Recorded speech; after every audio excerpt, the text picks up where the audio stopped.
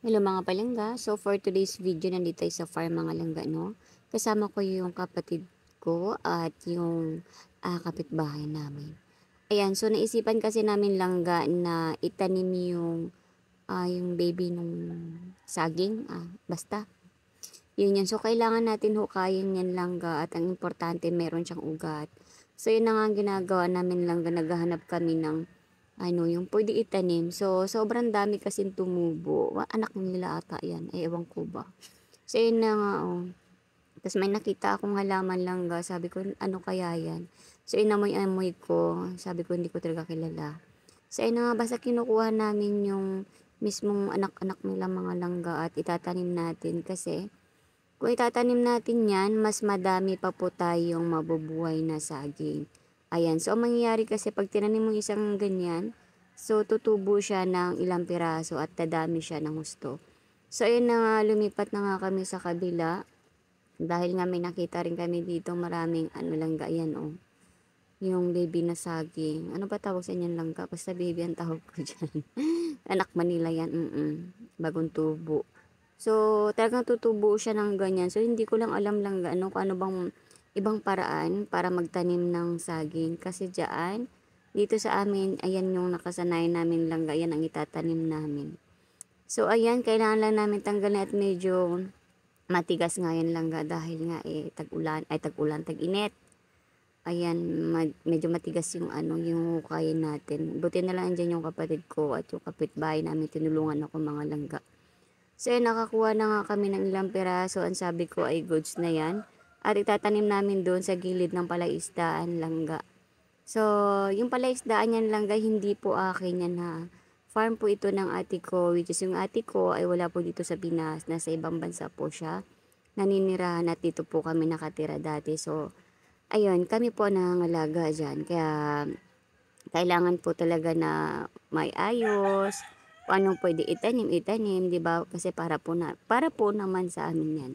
So ayan na nga, naghahukay na nga yung kapatid ko langga at si Nunoy dahil diyan namin itatanim sa gilid. Ayan. Mas maganda kasi langga, mas maraming tanim, mas marami kang makukuha at talagang libre naman talaga, sipag at tiyaga lang. Pero kung bukang kang lang kalangga whole day walang mangyayari sa'yo, ay kamusta naman? So yun na nga, tinatakpan ko nga langga. O tinan mo naman, akala mo buhay agad.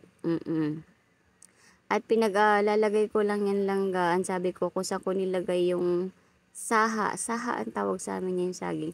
Saan ko nilagay, doon nila ibubutasan, doon nila itatanim. So ayun na nga langga, tumutulong nga ako sa pagbubutas langga dahil sabi ko para mas mabilis dahil nga medyo mainit nga yan. So ayan na nga, no.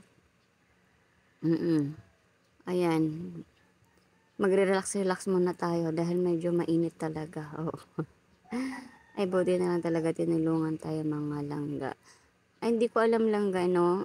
Basta sanay talaga ako sa bukid. Hindi ako sanay langga na nakahiga lang. Hindi ako sanay na naka-cellphone lang. Hindi ako sanay na ganun. Parang feeling ko, magkakasakit ako pag wala akong ginagawa sa buhay. Kaya kutingting talaga ako langga. Nabubulol na ako. Kasi, dun ako nasanay talaga langga. 'Di ba? Parang yan yung aking hinahanap ng aking katawan. Kailangan meron akong ginagawa sa buhay. 'Di ba matirik yung araw langga, pero carry bells lang yan kasi nga may kinabangan naman natin yan. Ayun na nga, sabi ko kumuha tayo ng tubig dahil tayo na namin lahat. So hindi ko alam ilang piraso ang nakuha namin dyan langga. Medyo madami-dami rin.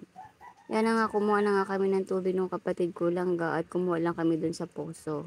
At yung bahay pala yan langga ay bahay din ni ate yan langga at nakatira dyan yung magulang ko dati. Oo. So yan na nga. Kailangan lang magpaa kasi medyo madulas na yung aking tsinelas. Mas sanay rin ako magpaa, ewan ko ba. Siguro ganun talaga lang gano, basta probinsyana, no? Or nasanay ka talaga sa pobre ba langga. Wala ka ng kaarte-arte ba sa katawan, ewan ko ba. Ayan na nga, yan, diligan na nga namin langga. Sabi ko kasi diligan na natin para mas mas hindi siya matuyo. Tapos talaga nakinabangan naman namin yan langga. Sipag at tiyaga lang at ang sabi ko ay tapos na tayo at Ayun na nga, mauwi na nga tayo. Binitbit na nga namin yung mga kagamitan namin at pinitbit ko rin yung tsinelas ko. At yun lang mga langga. Maraming salamat. Bye.